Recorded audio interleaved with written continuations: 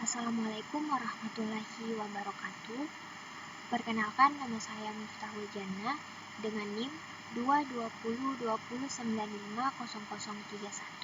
dari kelas PTIKA angkatan 2022. Dan di sini saya akan membuat sebuah video untuk memenuhi tugas mata kuliah statistik, di mana tugas ini yaitu menjelaskan terkait dengan pengolahan data. Nah, adapun data yang setelah saya buat itu sebanyak 40 data, bisa kita lihat pada layar ini. Nah, di sini terdapat 40 data, di mana data terkecilnya itu ada 10 dan data terbesarnya itu ada 50.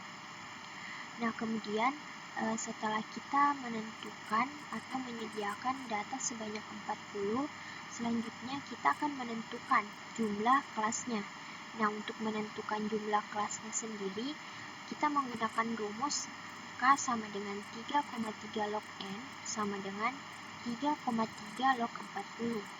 Nah, 40 ini merupakan jumlah dari data yang tadi.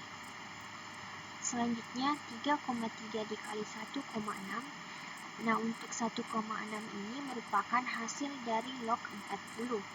Jadi 3,3 dikali 1,6 yaitu 5,28. Jadi hasil dari jumlah kelas ini yaitu 5. Selanjutnya di sini kita akan menentukan range-nya, di mana rumus dari range ini merupakan R sama dengan data terbesar dikurang data terkecil. Nah, di sini data terbesarnya ada 50 dan data terkecilnya yaitu 10. Jadi 50 dikurang 10 yaitu 40. Jadi nilai dari range-nya ini ada 40. Oke, selanjutnya di sini kita akan menentukan nilai I-nya. Adapun rumusnya I sama dengan range per K. Nah, tadi nilai range-nya itu kan 40, kemudian nilai dari K-nya itu 5,28. Jadi 40 per 5,28 hasilnya itu 7,57. Nah, di hasil dari 75,57 ini kita akan bulatkan menjadi 8. Nah, mungkin dari teman-teman ada yang bertanya, kenapa dibulatkan menjadi 8? Karena pembulatan dalam rumus ini tidak bisa dibulatkan ke bawah, harus dibulatkan ke atas. Jadi berapapun nilai yang ada di belakang koma itu akan dinaikkan menjadi 1. Jadi seperti ini, 7,57 kita bulatkan menjadi 8. Oke, selanjutnya setelah menentukan jumlah kelas, nilai range dan nilai I-nya, kita akan menentukan tabel distribusi frekuensi atau TDF-nya. Nah, di tabel ini menunjukkan bagaimana 40 data tadi yang ada itu kita kelompokkan ke 5 kelas. Nah, di sini saya sudah mengelompokkan data tersebut ke dalam 5 kelas. Nah, di sini terdapat 5 kelas A, B, C, dan D, dan E. Berdasarkan rentang nilai tertentunya.